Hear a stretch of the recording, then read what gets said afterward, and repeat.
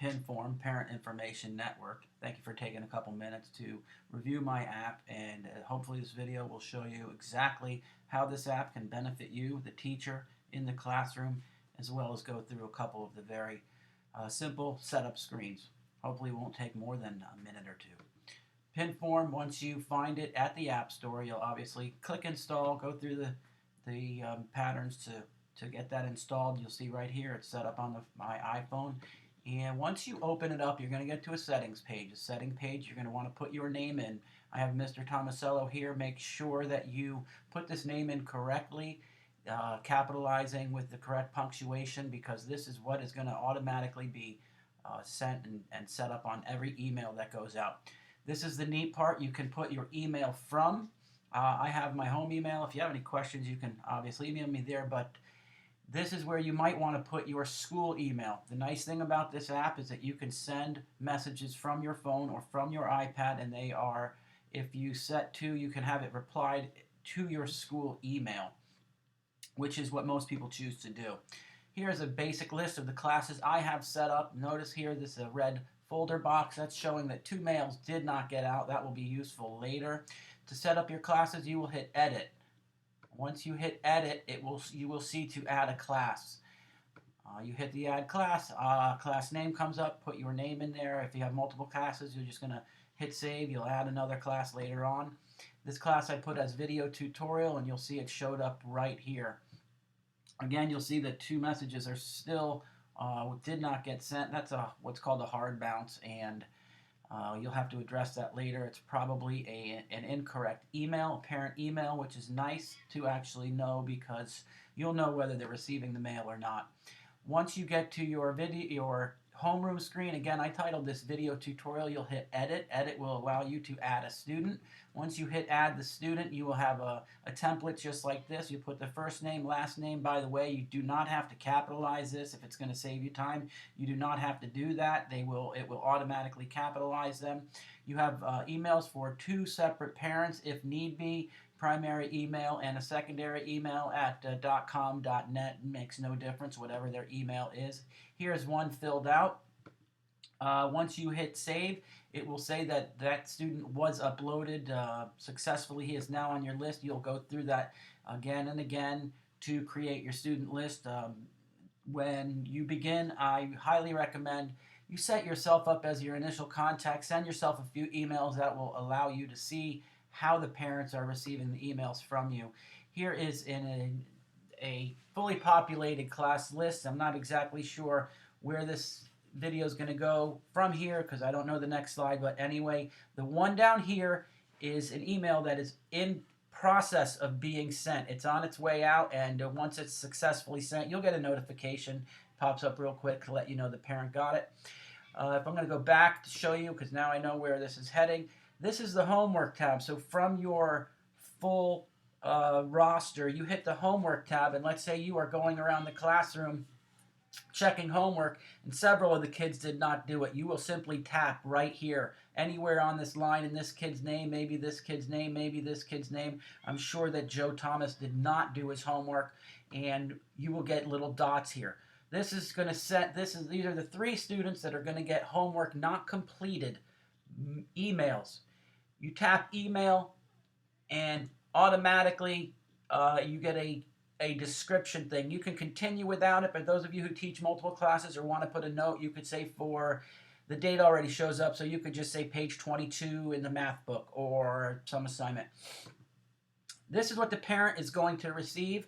Dear parent or guardian, Joe 1631, that was one of the students, but it will show up as Matthew or Bob or whatever the name is.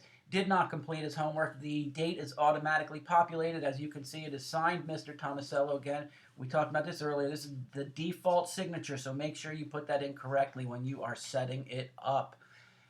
Next, send email. Let's see where this goes from here. This is one where if you just happen to hit, let's go back very quickly. You're on the class list. You happen to hit send email. It's going to ask you, do you want to send an entire email an email to the entire class. You may or may not. You may have done that by accident. You may have been intending to send one email to a specific child. It's kind of a safeguard where you don't go ahead and send something and you click yes if indeed you wanted to do that. Up top, you're going to get a list of all the emails on your roster. You're only going to be able to see the first couple, but you will see that it is separated by a semicolon, the next one, and then this list is completely populated. You'll put the subject here.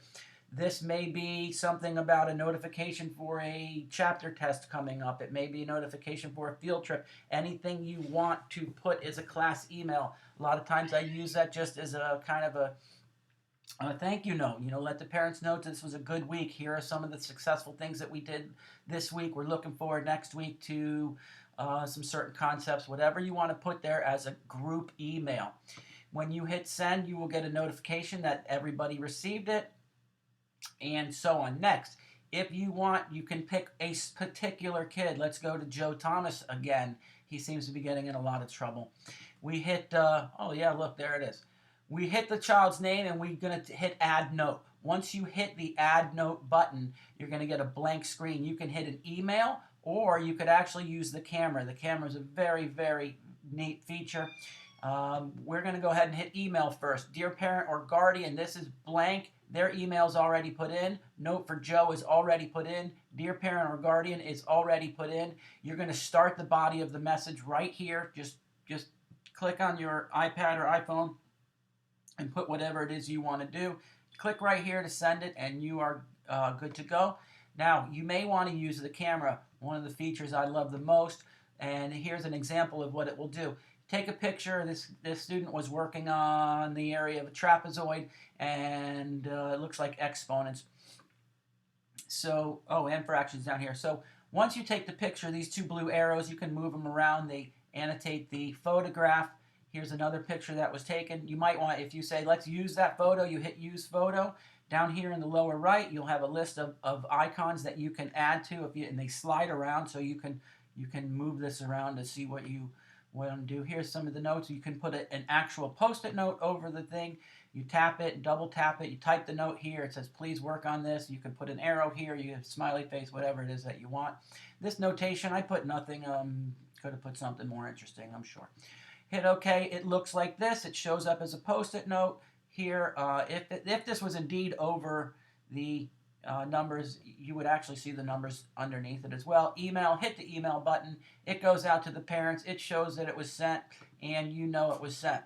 One of the very cool things about this as well is when you have a parent-teacher conference, you come down here, hit show notes, and it will pull up all the notes that you have sent to the parent. This one was sent on March 12th. It was to Joey 1631. Again, it seems that he's in a lot of trouble. Dear parent or guardian, there was really nothing on this note. I didn't put any body in this note, or it would be right here. This is exactly went home. This was a test email to myself.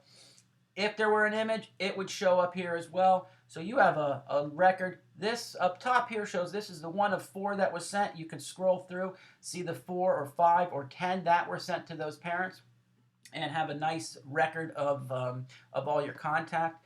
Finally, for a more advanced user, if you would like to find information about how to import a CVS file, it is available. You go down to the button here in the lower left-hand corner. It will show you how to import all CVS files. I'm sorry this video took a little longer than I expected. If you have any questions, comments, concerns, ways I can improve the app, anything at all, please contact me at Joey, Joey, T as in Tom, 1631 at AOL.com. I thank you for your time. Have a great day.